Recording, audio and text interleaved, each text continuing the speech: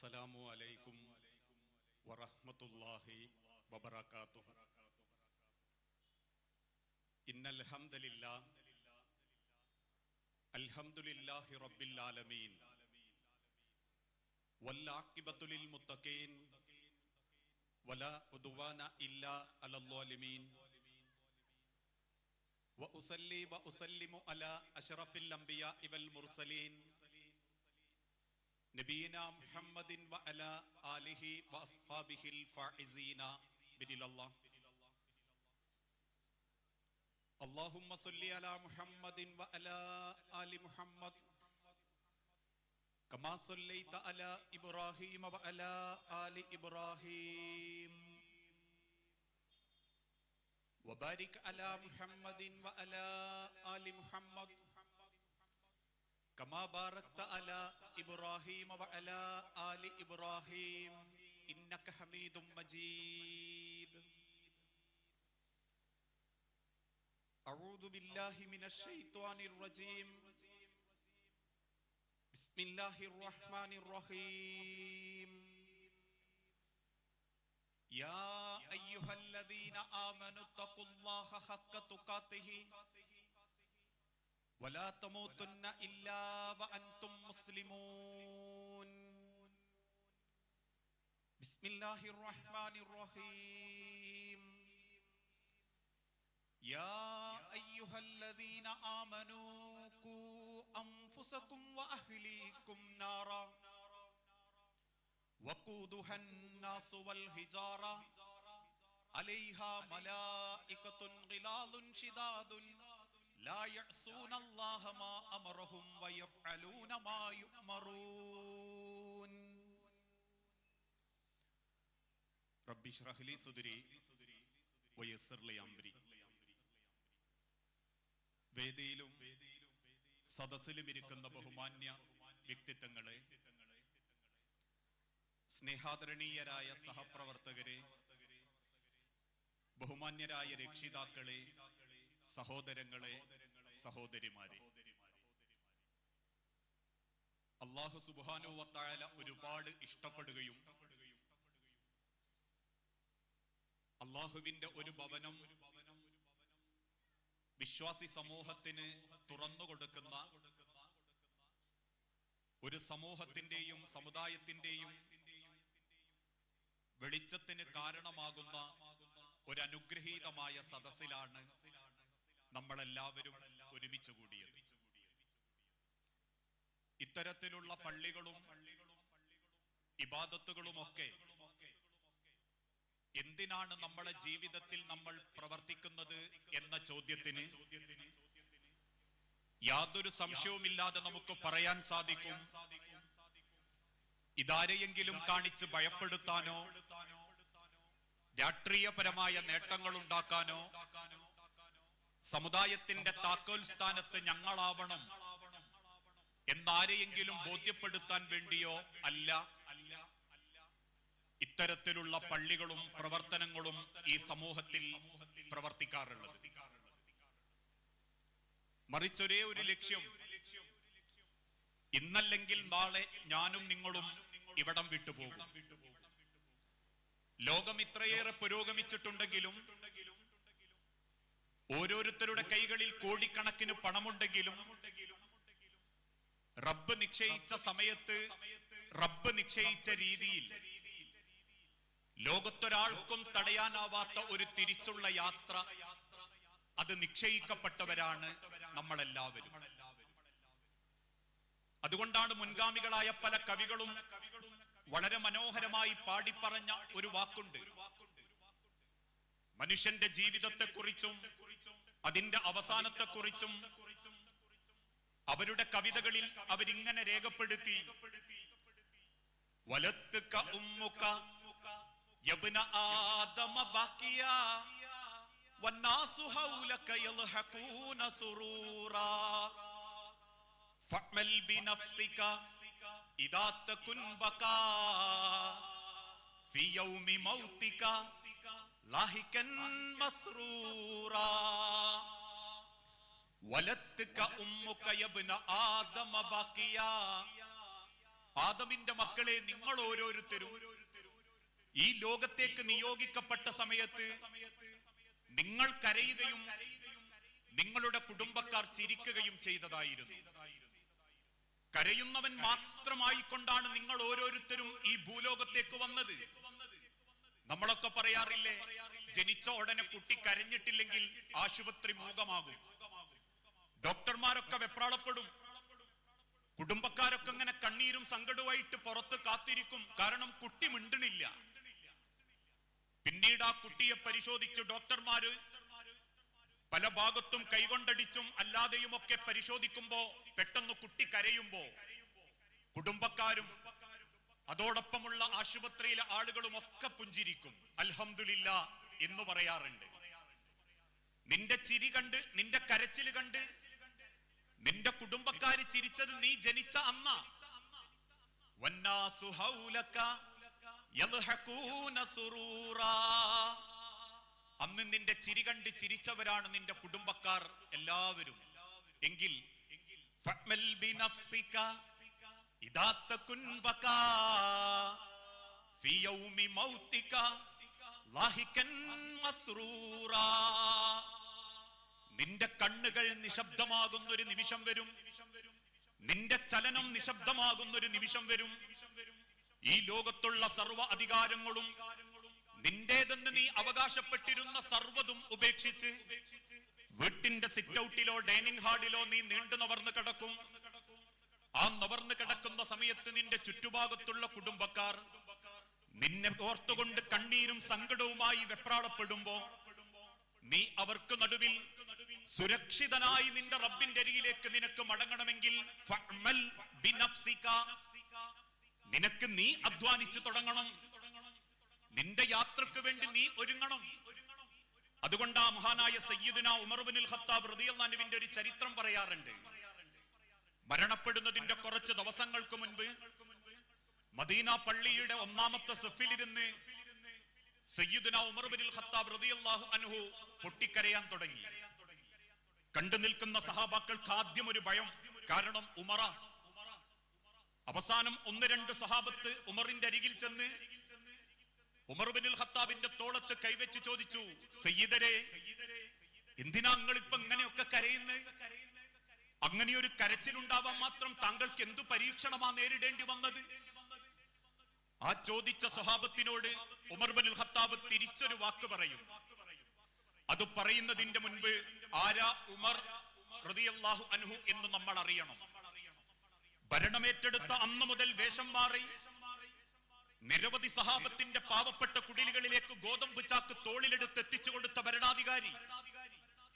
Euphrates നദിയുടെ തീരത്തൊരൊട്ടകക്കുഞ്ഞങ്ങാനും വെള്ളം കിട്ടാതെ കരഞ്ഞാൽ ആ കണ്ണുനീരിനും എന്റെ റബ്ബിനോട് ഞാൻ എന്തു പറയും എന്ന് ചോദിച്ചിരുന്ന് വെപ്രാളപ്പെട്ടിരുന്ന ഉമർ ഇബ്നുൽ ഖത്താബ്, എനിക്ക് ശേഷം പടച്ച റബ്ബ് ഒരു പ്രവാചകനെ തെരഞ്ഞെടുക്കാൻ എനിക്ക് അവസരം തരുമായിരുന്നെങ്കിൽ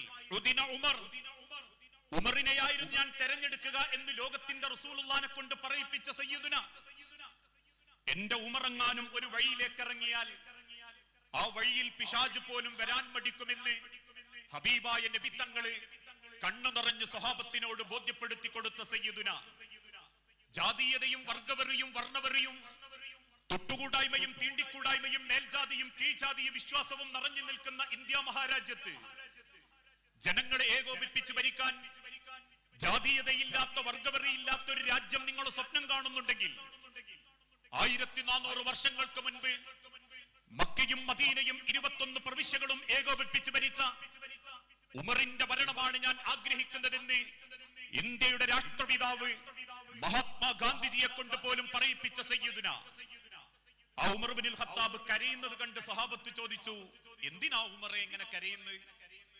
ഉമർ ഇബ്നുൽ ഖത്താബ് റളിയല്ലാഹു അൻഹു തിരിച്ചു പറഞ്ഞു, സഹാബത്തെ, അല്ലാഹുവിന്റെ സ്വർഗ്ഗത്തിൽ ഒരു ചാട്ടവാറ് ചാരി വെക്കാനുള്ള സ്ഥലം ഉമറിന് അല്ലാഹു തരാതെ കളയുമോ എന്നെനിക്ക് പേടി തോന്നുന്നു സഹാബത്തെ. അല്ലാഹുവിന്റെ സ്വർഗ്ഗത്തിൽ ഒരു ചാട്ടവാറ് ചാരി വെക്കാനുള്ള സ്ഥലം നിനക്കില്ല ഉമറെ എന്ന് റബ്ബനോട് പറഞ്ഞാൽ അതെന്നെ വല്ലാതെ ആശങ്കപ്പെടുത്തുന്നു സഹാബത്തെ എന്ന് മരണാനന്തര ലോകത്തെ കുറിച്ച് ആലോചിച്ച് സങ്കടപ്പെട്ട് ജീവിതത്തെ ചിട്ടപ്പെടുത്തിയിരുന്ന മുൻഗാമികളായ ആളുകളിൽ നിന്ന് 1400 വർഷങ്ങൾക്കിപ്പുറം പദവികളെ കൊണ്ടും സൗകര്യങ്ങളെ കൊണ്ടും അള്ളാഹുവിന്റെ ഭവനങ്ങളെ കൊണ്ടും സുരക്ഷിതമായ ഇബാദത്തിന്റെ ആവശ്യങ്ങളെ കൊണ്ടും കഴിക്കാനുള്ള ഭക്ഷണങ്ങളെ കൊണ്ടും സഞ്ചരിക്കാനുള്ള കോടാനുകോടി വാഹനങ്ങളെ കൊണ്ടും ഈ ലോകത്തിനെ പടച്ച റബ്ബ് അനുഗ്രഹിച്ചപ്പോ നാളെ എന്റെ റബ്ബിന്റെ അരികിലേക്ക് തിരിച്ചു പോകുമ്പോ എന്തുണ്ട് സഹോദരങ്ങളെ പടച്ചോന്റെ അടുത്തേക്ക് പോകാൻ? 6 അടി മണ്ണിലേക്ക് ചേർന്ന് കിടക്കുന്ന ഒരു ദിനം ഏത് സെക്കൻഡും എന്റെയും നിങ്ങളുടെയും ജീവിതത്തിലേക്ക് വരും. ഇശാ നമസ്കാരത്തിന് സ്വന്തം പിതാവിന്റെ കൂടെ ജമാഅത്ത് നമസ്കരിച്ച് സ്വന്തം വീട്ടിലേക്ക് പുറപ്പെട്ടിരുന്ന 4 പിഞ്ചോമന ആൺമക്കളെ സുബിഹിന്റെ മുൻപേ തിരിച്ചു കൊണ്ടുപോകാൻ കഴിവുള്ളവനാണ് റബ്ബെങ്കിൽ, അങ്ങ് എറണാകുളത്ത് ജോലി ചെയ്ത് വീട്ടിലേക്ക് മടങ്ങിയ പെൺകുട്ടിയെ രാത്രി വിളിച്ചുണർത്തി ആശുപത്രിയിൽ തിരക്കിന്റെ പേര് പറഞ്ഞ് ഡോക്ടർമാര് തിരിച്ചു വിളിച്ചപ്പോ ഉറക്കിൽ നിന്നും എഴുന്നേറ്റ് വൃത്തിയുള്ള വസ്ത്രം ധരിച്ച് ആശുപത്രിയിലേക്ക് പുറപ്പെട്ട പെൺകുട്ടി വൈറ്റില ജംഗ്ഷനിൽ വാഹനമിടിച്ച് മരിച്ചിട്ടുണ്ടെങ്കിൽ ഉറക്കിൽ നിന്ന് പോലും വിളിച്ചുണർത്തി കൊണ്ടുപോകാൻ കഴിവുള്ള ഒരു പ്രപഞ്ചത്തിന്റെ സൃഷ്ടാവ് ഈ പ്രപഞ്ചത്തെ സംവിധാനിച്ച് കാത്തിരിക്കുമ്പോ എന്തുണ്ട് സഹോദരങ്ങളെ അള്ളാഹുവിന്റെ അടുത്തേക്ക് തിരിച്ചു കൊണ്ടുപോകാൻ? ഒരു നല്ല വിശ്വാസം, ഒരു നല്ല കുടുംബം, ഒരു നല്ല സ്വഭാവം, ഒരു നല്ല സാമ്പത്തികം, ഇതിലേത് ചോദ്യത്തിനാ റബ്ബിനോട് നമ്മൾ ഉത്തരം പറയുക? പ്രത്യേകിച്ച് നമ്മൾ ജീവിച്ചു കൊണ്ടിരിക്കുന്ന ഈ കാലഘട്ടം വിശ്വാസത്തിന്റെ വൈകല്യങ്ങളിലേക്ക് മുസ്ലിം ഉമ്മത്തിനെ കൂട്ടിക്കൊണ്ടു പോകുന്ന പുരോഹിതന്മാർ. ആലോചിച്ചു നോക്കൂ, ആകാശങ്ങളിലൂടെ പറന്നു പോകുന്ന ഫ്ലൈറ്റ് അങ്ങ് മടവൂര് പിടിച്ചിറക്കി കയറിപ്പോയി എന്ന് കേൾക്കുമ്പോഴേക്കും തക്ബീർ വിളിക്കുന്നത് മുസ്ലിം സമൂഹത്തിൽപ്പെട്ടവരാ. ചേറിപ്പാഞ്ഞു വരുന്ന തീവണ്ടി കൊയിലാണ്ടി കടപ്പുറത്ത് വെച്ച് കാലുകൊണ്ട് താങ്ങി നിർത്തി ഇനി അങ്ങോട്ട് ഫറോക്ക് വരെ ഞങ്ങളുടെ ഷെയ്ഖിന്റെ മക്ബറ ഉൾക്കൊള്ളുന്ന സ്ഥലമായതുകൊണ്ട് എന്റെ മുരീദന്മാർക്ക് സ്റ്റോപ്പ് അനുവദിക്കാത്ത സ്ഥലത്തൊന്നും ഇനി ഈ തീവണ്ടി നിർത്താൻ ഞാൻ സമ്മതിക്കില്ലെന്ന് ഷെയ്ഖിനെ തീവണ്ടിക്ക് താക്കീത് കൊടുത്തപ്പോ അത്ഭുതം എന്ന് പറയട്ടെ, പിന്നീട് ആ തീവണ്ടിക്ക് അവിടെ ഓടാൻ സാധിച്ചില്ലെന്ന് കേൾക്കുമ്പോഴേക്കും തക്ബീർ വിളിക്കുന്നത് മുസ്ലിം സമൂഹത്തിൽപ്പെട്ട ആളുകളാണ്. കല്യാണം കഴിഞ്ഞ് 18 കൊല്ലമായിട്ടും ഗർഭം ധരിക്കാത്ത പെണ്ണിന് കോഴിക്കാല് ബിരിയാണിയിൽ നിന്നും കൊടുത്ത് ഗർഭമുണ്ടാക്കുന്നത് മുതൽ അങ്ങ് അറ്റ്ലാന്റിക് സമുദ്രത്തിന്റെ മുകളിലൂടെ ഹജ്ജിന് പോകുന്ന കപ്പല് നിശ്ചലമായപ്പോ ഷെയ്ഖിന്റെ പേരിൽ 100 കുത്തുബിയത്ത് ചൊല്ലിയപ്പോഴേക്കും ആ കപ്പലിന്റെ എഞ്ചിന്റെ ഭാഗത്തെ കൂളിയിട്ട് വന്നൊരു മനുഷ്യൻ ആ എഞ്ചിന് സുരക്ഷിതമായി നന്നാക്കിയെന്നും പിന്നീട് കോഴിക്കോട് കടപ്പുറത്തേക്ക് ആ കപ്പൽ കുതിച്ചോടിയെന്നും ഈ മാലോകരെ വിശ്വസിപ്പിക്കുന്ന അന്ധവിശ്വാസങ്ങളുടെയും കെട്ടുകഥകളുടെയും മായാവിക്കഥകളുടെയും ഡിങ്കൻ പരിവേഷം നൽകി മുസ്ലിം ഉമ്മത്തിനെ സമൂഹത്തിന്റെ മുൻപിൽ താറടിച്ചുകൊണ്ടിരിക്കുന്ന, ചൂഷണം ചെയ്തുകൊണ്ടിരിക്കുന്ന ഒരു പുരോഹിത വർഗം ഇന്നീ സമൂഹത്തിലുണ്ട്. അതിനേക്കാളേറെ ഞാനും നിങ്ങളും ഭയപ്പെടേണ്ടത് റബ്ബിന്റെ ചോദ്യങ്ങളെ കുറിച്ചാണ്. കാരണം ഹബീബായ പ്രവാചകൻ സല്ലല്ലാഹു അലൈഹി വസല്ലം ഒരിക്കൽ പറഞ്ഞു, എന്റെ ഉമ്മത്ത് പരാജയപ്പെടുന്നത് കുടുംബത്തെ കുറിച്ചുള്ള ചോദ്യത്തിലായിരിക്കും. ഈ ലോകത്തൊരു കാലം വരും, ബന്ധങ്ങൾ അവഗണിക്കപ്പെടും. ഒരു ഉമ്മയുടെ ഗർഭപാത്രത്തിന്റെ ചൂടറിഞ്ഞ മക്കൾ ദുനിയാവിന് വേണ്ടി തമ്മിലടിക്കും, മത്സരിക്കും. മരണപ്പെട്ടാൽ മയ്യത്ത് പോലും കാണാൻ പോയി നമസ്കരിക്കാത്തൊരവസ്ഥയിലേക്ക് ഈ ഉമ്മത്തെത്തുമെന്ന് 1400 വർഷങ്ങൾക്ക് മുൻപ് ലോകത്തിന്റെ പ്രവാചകന്റെ വാക്കുകളിൽ നിന്ന് നമുക്ക് വായിച്ചെടുക്കാൻ സാധിക്കുമെങ്കിൽ ആ കാലഘട്ടമാ ഇന്ന് കൺമുൻപിൽ. ആലോചിച്ചു നോക്കൂ, ഒരിക്കൽ മദീന പള്ളിയിൽ 100 കണക്കിന് സ്വഹാബത്ത് ഇരിക്കുമ്പോ പെട്ടെന്ന് അല്ലാഹുവിന്റെ തിരുദൂതൻ പറഞ്ഞു, ഇനി മദീന പള്ളിയുടെ വാതിൽ കടന്ന് അകത്ത് കയറുന്നവൻ സ്വർഗാവകാശിയായിരിക്കും. മുഴുവൻ സഹാബാക്കളും കാത്തിരുന്നു അതാരാണെന്ന് അറിയാൻ വേണ്ടി. സഹാബാക്കളെ അത്ഭുതപ്പെടുത്തിക്കൊണ്ട് കയറി വന്നത് അംർ ബിൻ ആസ് റളിയല്ലാഹു അൻഹു എന്ന സ്വഹാബി. അത്ഭുതത്തോടെ സഹാബത്ത് ചോദിച്ചു, നബിയെ, അംറോ? ഇതിനു മാത്രം എന്ത് യോഗ്യതയാ പ്രവാചക അംറിന്? ചോദ്യത്തിന്റെ മറുപടിയായി അള്ളാന്റെ ഹബീബ് നിശബ്ദനായി. പിന്നീട് ചോദിക്കാതെ സ്വഹാബത്ത് പിറ്റേന്ന് അതേ സമയം മദീനത്തെ പള്ളിയിലിരിക്കുന്ന തിരുദൂതൻ വീണ്ടും പറഞ്ഞു, ഇനി ആ മദീന പള്ളിയുടെ വാതിൽ കടന്ന് അകത്ത് കയറുന്നവന്റെ കാൽപാദം സ്വർഗത്തിൽ എന്റെ കാൽപാദത്തിന്റെ അടുത്ത് ഞാൻ കണ്ടിട്ടുണ്ട്. അതാരാണെന്ന് അറിയാൻ വേണ്ടി സ്വഹാബത്ത് കാത്തിരുന്നു. അമ്പരപ്പോട് അവര് കണ്ടു, കയറി വന്നത് അംർ ബിൻ ആസ് റളിയല്ലാഹു അൻഹു തന്നെ. ചോദിച്ചു റസൂലുള്ളാഹിനോട്, പ്രവാചകരെ, എന്തുകൊണ്ട്? അള്ളാന്റെ ഹബീബ് തിരിച്ച് നിശബ്ദനായപ്പോ ഒരു കൂട്ടം സ്വഹാബത്ത് അംർ റളിയല്ലാഹു അൻഹുവിന്റെ അരികിൽ ചെന്ന് പറഞ്ഞു, അമ്രേ, ഇന്ന് മുതൽ 3 ദിവസം ഞങ്ങൾ താങ്കളെ കൂടെ താമസിക്കും. താങ്കൾ എന്തൊക്കെ പുതിയതായിട്ട് ചെയ്യുന്നുണ്ട്, ഇങ്ങനെയൊക്കെ സ്വർഗത്തിൽ സ്ഥാനം കിട്ടാൻ മാത്രം എന്താ താങ്കളുടെ യോഗ്യത എന്ന് ഞങ്ങൾക്കൊന്നറിയണം. 3 ദിവസം താമസിച്ച സ്വഹാബത്ത് പിറ്റേന്ന് മദീനത്തെ പള്ളിയിൽ പ്രവാചകന്റെ അരികിൽ വന്നു. എന്നിട്ട് അവര് പറഞ്ഞു, റസൂലേ, ഞങ്ങൾ 3 ദിവസവും അമ്രിനെ പരിശോധിച്ചു. നമ്മൾ ചെയ്യുന്നതേ അമ്രും ചെയ്തിട്ടുള്ളൂ, നമ്മൾ ചെയ്യാത്തതൊന്നും അമ്ര ചെയ്തിട്ടില്ല. പിന്നെന്തുകൊണ്ടാണ് നബിയെ അമ്രിന് ഇത്രമാത്രം യോഗ്യത സ്വർഗത്തിലേക്കുണ്ട് എന്ന് പറയാനുള്ള കാരണം? നബി തങ്ങൾ തിരിച്ചു പറഞ്ഞു, നിങ്ങളത് അമ്രിനോട് തന്നെ ചോദിക്കുക. അമ്ർ റളിയല്ലാഹുവിന്റെ അരികിൽ ചെന്ന് സ്വഹാബാക്കൾ ചോദിച്ചു, അമ്രേ പറ, എന്തുകൊണ്ടാ താങ്കൾക്ക് ഇത്ര സ്ഥാനം കിട്ടാനുള്ള കാരണം? താങ്കൾക്ക് എന്താ അമ്രേ ഞങ്ങളിൽ നിന്നുള്ള ഒരു വ്യത്യാസം? അമ്ർ റളിയല്ലാഹു അൻഹു പുഞ്ചിരിയോടെ പറഞ്ഞു, സ്വഹാബത്തെ, നിങ്ങൾ ചെയ്യുന്നതേ ഞാനും ചെയ്തിട്ടുള്ളൂ. എന്റെ നബി തങ്ങൾ എന്നെ പഠിപ്പിക്കാത്തതൊന്നും ഞാൻ ചെയ്തിട്ടില്ല. എന്നിട്ട് അദ്ദേഹം നെഞ്ചിലേക്ക് കൈവച്ചിട്ട് പറഞ്ഞു, പിന്നെ മറ്റുള്ളവരിൽ നിന്നും എനിക്ക് എന്നെ തൊട്ട് തോന്നിയ ഒരു സന്തോഷം എന്താണെന്നറിയോ സഹാബത്തെ? ഞാൻ ഇന്ന് വരെ ഒരാളുടെയും മനസ്സ് വേദനിപ്പിച്ച് ഒരു രാത്രി കിടന്നുറങ്ങിയിട്ടില്ല. ഞാൻ ഇന്ന് വരെ ഒരാളുടെ കണ്ണ് നിറയിപ്പിച്ച് ഒരു രാത്രി ഞാൻ കിടന്നുറങ്ങിയിട്ടില്ല. മുഴുവൻ സഹാബാക്കളും അത്ഭുതത്തോടെ തിരുദൂതന്റെ നേരെ നോക്കുമ്പോ കണ്ണുനീർത്തുള്ളികൾ താടിരോമങ്ങൾക്കുള്ളിലൂടെ ഒഴുകിയുന്ന അള്ളാന്റെ ഹബീബ് കണ്ണീരോടെ പറഞ്ഞു, അതാണ് അമ്രേ താങ്കളുടെ യോഗ്യത. ഇതായിരുന്നു ഇസ്ലാം. ലോകത്തൊരാളെയും വേദനിപ്പിക്കരുത് എന്ന് പഠിപ്പിച്ച മതം. അയൽവാസി പട്ടിണി കിടക്കുമ്പോ മതം നോക്കരുതെന്നും, അവൻ അന്യമതക്കാരനാണെങ്കിൽ പോലും വയറ് നിറച്ച് ഭക്ഷിക്കുന്നവൻ മുസൽമാനല്ലെന്ന് ലോകത്തെ പഠിപ്പിച്ച റസൂലിന്റെ മതം. ഉറുമ്പ് കൂട്ടത്തെ എങ്ങാനും നിങ്ങൾ കരിച്ചാൽ നിങ്ങളെ ഞാൻ പച്ചക്ക് കരിക്കുമെന്ന് ലോകത്തിന്റെ സൃഷ്ടാവ് പഠിപ്പിച്ച മതം. ആദ്യമായി അമുസ്ലിമിന്റെ മയ്യത്ത് കണ്ടപ്പം എഴുന്നേറ്റ് നിന്ന് തലപ്പാവൂരി ഒരു മയ്യത്തിനെ എങ്ങനെ ലോകത്ത് ബഹുമാനിക്കണമെന്ന് ഈ ഉമ്മത്തിന് കാണിച്ചു കൊടുത്ത ലോകത്തിന്റെ ഹബീബിന്റെ മതം. വാക്കുകൊണ്ടോ പെരുമാറ്റം കൊണ്ടോ പക കൊണ്ടോ വെറുപ്പ് കൊണ്ടോ ഈഗോ കൊണ്ടോ തൻപോരിമ കൊണ്ടോ ഒരു മനസ്സെങ്കിലും നിങ്ങൾ വേദനിപ്പിച്ചാൽ അവന്റെ തൗബ അള്ളാഹു സ്വീകരിക്കില്ലെന്ന് പഠിപ്പിച്ച ലോകത്തിന്റെ പ്രവാചകന്റെ മതത്തിന്റെ ഇന്നുള്ള ചില മുസ്ലിം സഹോദരങ്ങളുടെ അവസ്ഥ എന്താ? മുഖത്തോട് മുഖം നോക്കാത്തവർ, സലാം പറയാത്തവർ, പറഞ്ഞ സലാം മടക്കാത്തവർ, ക്ഷണിക്കാത്തവർ, ക്ഷണം സ്വീകരിക്കാത്തവർ, മനസ്സിന്റെ പക കൊണ്ടും ഈഗോ കൊണ്ടും മരണം വരെ വാശിയും വേറും കൊണ്ട് നടക്കുന്നവർ എത്ര പേരുണ്ട് നമ്മുടെ കൂട്ടത്തിൽ? വാപ്പ കുടുംബത്തിന്റെ കുടുംബ സംഗമം സംഘടിപ്പിക്കുമ്പോ ഉമ്മ കുടുംബത്തിലെ ആങ്ങളെയും അമ്മമാരുമായി പിണക്കുള്ളവർ, മകളെ കല്യാണം കഴിച്ച വീട്ടുകാരോട് പിണക്ക്, മകൻ കെട്ടിക്കൊണ്ടുവന്ന വീട്ടുകാരോട് പിണക്ക്. എത്ര ആളുകളാ പൊരുത്തം കിട്ടാതെ പടച്ചോന്റെ മണ്ണിന്റെ അടിക്ക് പോണ്? എത്ര പേരാ പൊരുത്തം കിട്ടാതെ പടച്ചോന്റെ അരികിലേക്ക് തിരിച്ചു പോകാൻ ഇന്നും കാത്തിരിക്കുന്നത്?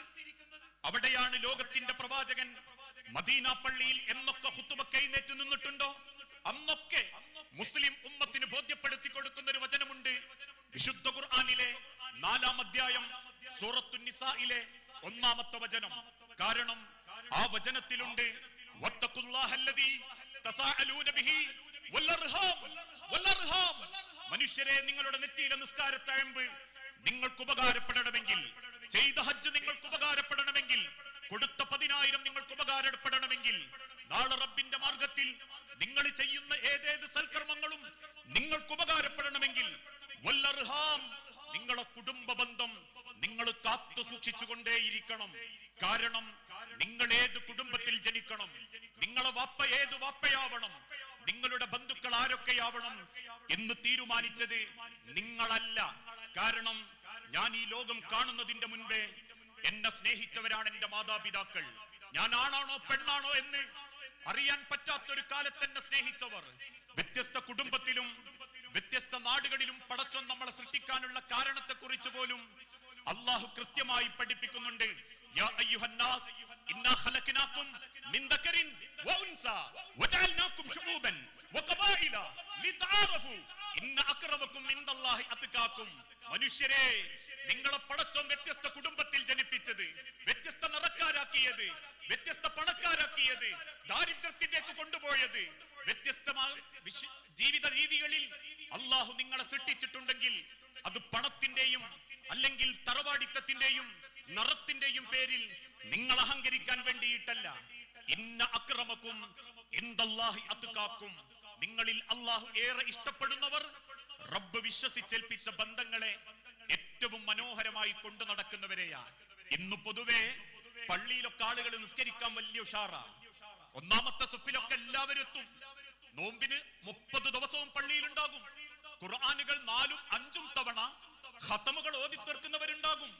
അല്ലെങ്കിൽ 3 വർഷം കൂടുമ്പോഴോ 5 വർഷം കൂടുമ്പോഴോ അള്ളാന്റെ മണലാരണ്യത്തിൽ ചെന്ന് കൃത്യമായ കഅബ തവാഫ് ചെയ്ത് ഉംറയും ഹജ്ജും നിർവഹിക്കുന്നവരും നമ്മളെ കൂട്ടത്തിലുണ്ടെങ്കിൽ ആ ഉപകാരപ്പെടുന്ന നിങ്ങളുടെ ഇബാദത്ത് റബ്ബിന്റെ അടുത്ത് സ്വീകരിക്കപ്പെടണമെങ്കിൽ കുടുംബ ബന്ധം അലോഗ്യമില്ലാതെ കൊണ്ടു നടക്കാൻ പറ്റണം.